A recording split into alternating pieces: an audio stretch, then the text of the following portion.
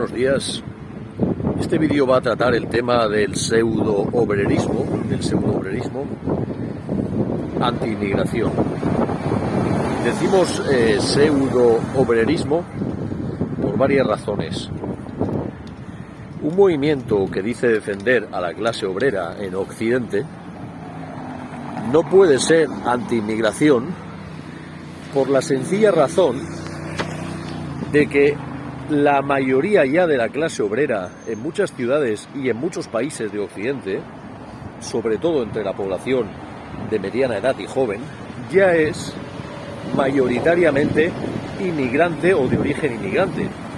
En ciudades como Bruselas, como Rotterdam, como París, como Marsella, incluso en Madrid o Barcelona, el grueso de la clase obrera, sobre todo los trabajos menos cualificados, los trabajos más sacrificados, los trabajos más explotados, lo forman en su gran mayoría inmigrantes o personas de origen inmigrante extracomunitario, mientras que las clases burguesas las engrosan en su gran mayoría autóctonos, de cultura autóctona. Entonces, ¿cómo puede ser que un movimiento que se pretende obrerista se oponga al grueso de la clase obrera? ¿Cómo puede ser que un movimiento que se pretende obrerista se oponga a la clase obrera actualmente existente? ¿Cómo puede ser que un movimiento que se pretende obrerista, esté del lado de los patronos, del lado de la burguesía local? Un movimiento que se pretende obrerista, pero que se opone a la realidad social actual de la clase obrera en Occidente, que es mayoritariamente inmigrante, podemos recurrir a gráficos estadísticos. Es una cuestión de perogrullo. Si la natalidad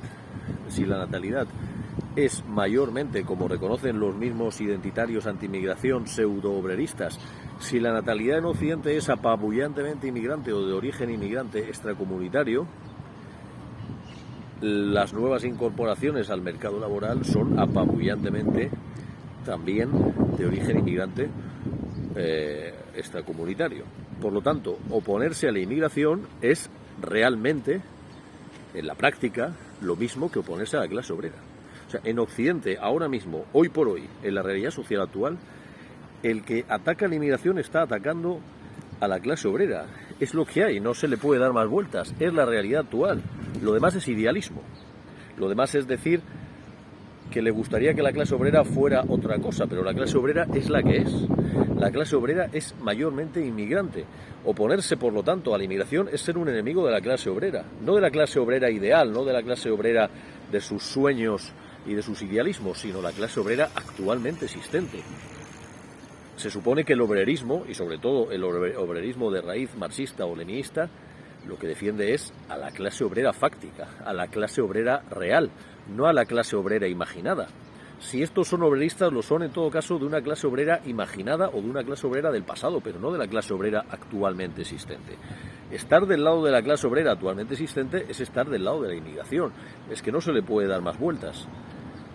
No hay natalidad, no hay reemplazo laboral, porque los autóctonos no tienen suficiente natalidad.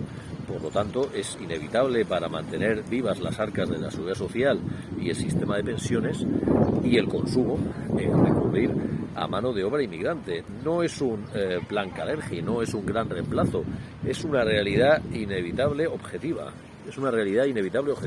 Si no se cubren los puestos de funcionarios del campo, de geriátricos, de cuidadores o de albañiles y peones, si no se cubren esos puestos con mano de obra joven local porque no hay suficiente natalidad o porque están viendo Netflix, alguien lo tiene que hacer, o los hijos de la burguesía autóctona empiezan a remangarse las mangas y hacer esto, o bien se renuncia a este tipo de servicios y vamos a una sociedad agraria. Los anti-inmigración deberían reconocer la verdad, que si no quieren inmigrantes tienen que asumir o que ellos van a trabajar de camareros y de fregaplatos y de limpiascaleras, o tienen que asumir que tienen que renunciar a este tipo de servicios, que tienen que renunciar al grueso del sector servicios, tienen que renunciar a que haya hostelería, a que haya fregaplatos, a que haya limpiascaleras, a que haya cuidadores, y ellos tienen que encargarse de todo eso, como hacen las sociedades subdesarrolladas económicamente, que todo eso no existe y cada uno tiene que hacerlo por su cuenta. Ese es el precio a pagar de la expansión del capitalismo y de la baja natalidad. Entonces, la clase obrera actualmente existente es la que es mayormente inmigrante, y justamente ellos lo reconocen y ellos denuncian esto. Entonces, son enemigos de la clase obrera y son aliados de la burguesía, la burguesía está formada principalmente por elementos autóctonos. Por otro lado, otra puntualización. Ellos defienden al secularismo anti-inmigración, defienden la cultura autóctona. ¿Qué es eso de la cultura autóctona? Ellos, cuando hablan de cultura, evidentemente, no son igual. A esta gente no se refieren a la alta cultura, no se refieren a Dante, que se inspira en una obra islámica que es el Futuhat de Ibn Arabi, no se refieren a Goethe, que se inspira en el sufismo para hacer su diván poético, no se refieren al Quijote, en el que es un sincretismo multicultural increíble, con la intervención del morisco Ricote o inspiraciones del Zohar. No se refieren a esa alta cultura, ni a la escolástica, ni a la escuela de traductores de Toledo, se refieren a la cultura folclórica más rasa. Pero esa cultura folclórica más rasa, que es respetable y que nadie tiene derecho a imponerlos, ellos sí que pretenden imponerla a otros. Y además esa cultura rasa folclórica no es algo neutro como ellos pretenden, sino que es de parte.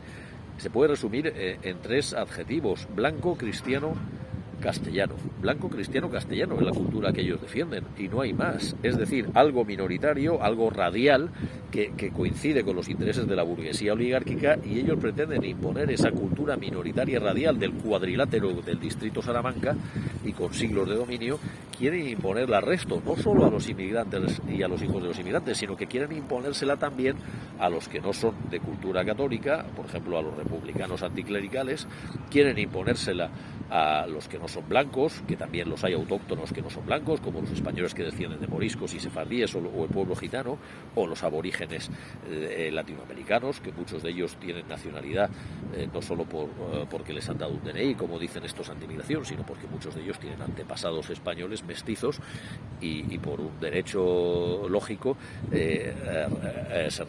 se reincorporan y piden su nacionalidad por los tratados internacionales que España ha pedido. Por lo tanto, la realidad antes de la inmigración, la realidad racial de España es la que es. Antes de la inmigración, la realidad racial de España es la que es, no la que quiere esta camarilla de patricios, esta jarca del cuadrilátero de Salamanca. La realidad de España no es únicamente blanca, la realidad de España es amerindia latinoamericana, gitana, morisca, sefardí, y eso es autóctono, tan autóctono o más que los godos que llegaron después, que muchos de estos pueblos que estamos mencionando. Los sefardíes estaban en España mucho antes de que llegaran los godos, muchos pueblos que colaboraron en la Reconquista, venidos de Allende de los Pirineos, llegaron a España,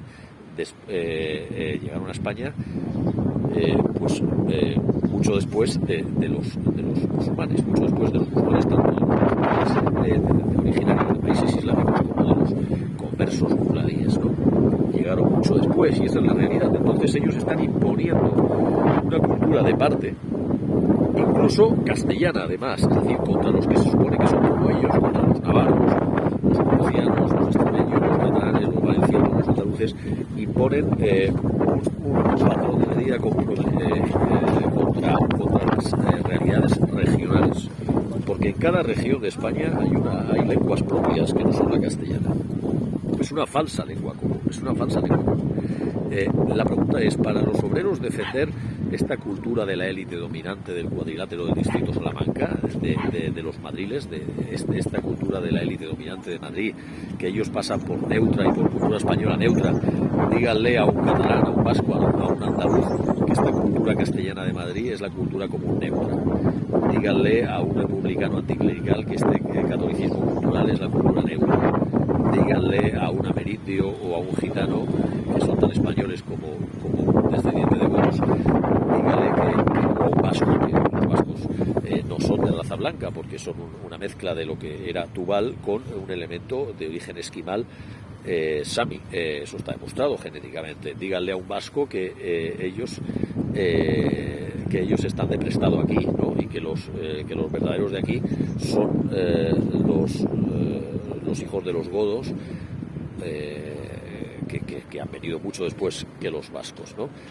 Entonces, aquí hay un privilegio de blanquitud, un privilegio de cultura católica, un privilegio de clase burguesa y un privilegio de castellanía. Y esto se pretende hacer pasar como lo único español. Pero este fenómeno no pasa solo en España, pasa en Estados Unidos con los WASP, White Anglo-Saxon Protestant, que es el mismo sistema.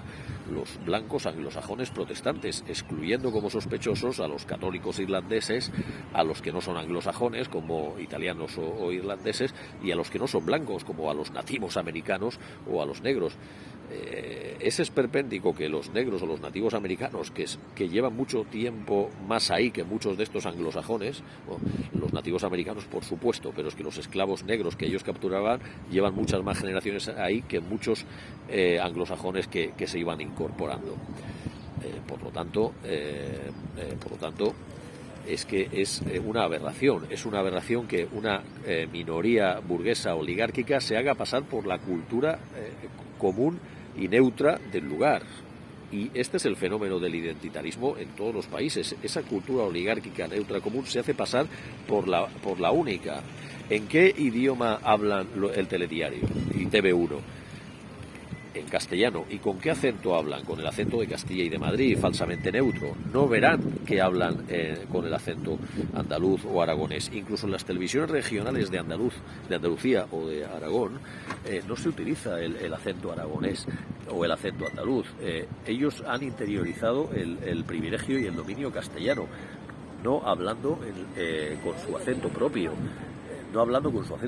Hay, por lo tanto, aquí una colonización interior de las almas. En resumen, es pseudo-obrerismo estar contra la inmigración, porque es oponerse a la clase obrera actualmente existente y ponerse del lado de la burguesía, y es antiobrerismo defender la cultura minoritaria oligárquica de la minoría burguesa que ideológicamente tiene el control y el dominio desde hace siglos, a través de una serie de familias, desde el Cuadrilátero de Madrid, tiene el dominio no sobre los inmigrantes solos, sino también sobre el resto de regiones de España que no entran en el patrón, en el marco de blanco castellano católico.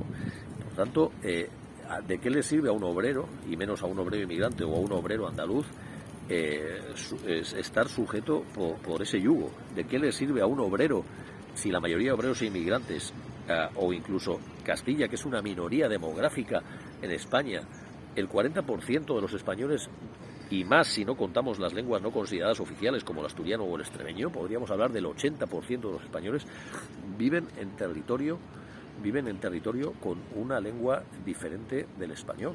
Aquí podríamos, si incluimos Andalucía, claro, porque el andaluz es un dialecto muy diferente. Ellos dicen que no, que es igual que el castellano, etcétera. Pero si es igual que el castellano, ¿por qué nunca se oye hablar en andaluz en TV1, en el telediario? ¿O por qué se ríen de cuando un político andaluz habla con su acento? ¿Por qué lo ridiculizan desde la meseta? ¿Por qué lo ridiculizan? O ya no solo andaluz, sino acento manchego. ¿Por qué lo ridiculizan los altavoces mediáticos de Torrebruno? ¿Por qué los altavoces mediáticos de Torrebruno atacan a todo lo que se sale del marco del oficialismo, de esa cultura tan reducida, tan mesetaria? Quieren hacer pasar por lo común y por lo único algo que es muy de meseta. Quieren hacer pasar por lo común y por lo único algo que es de meseta. A los catalanes, a los vascos, a muchos andaluces no les engañan, y a los inmigrantes tampoco les engañan, y a la clase obrera no deberían engañarle. Este discurso pseudo-obrero anti-inmigración solo engaña a los que son como ellos, a los nazis, a los fascistas, a la burguesía, a la reacción, a la cachiporra en defensa de la oligarquía dominante de Madrid. Este discurso solo puede ser aplaudido por los intereses oligárquicos de la élite del IBEX y de Madrid, pero no por la clase obrera en su estado actual, ni por el resto de regiones. Hay una carta de Lenin, escrita en 1913, que esa carta se llama El capitalismo y la cuestión de la inmigración, escrita en 1913, El capitalismo y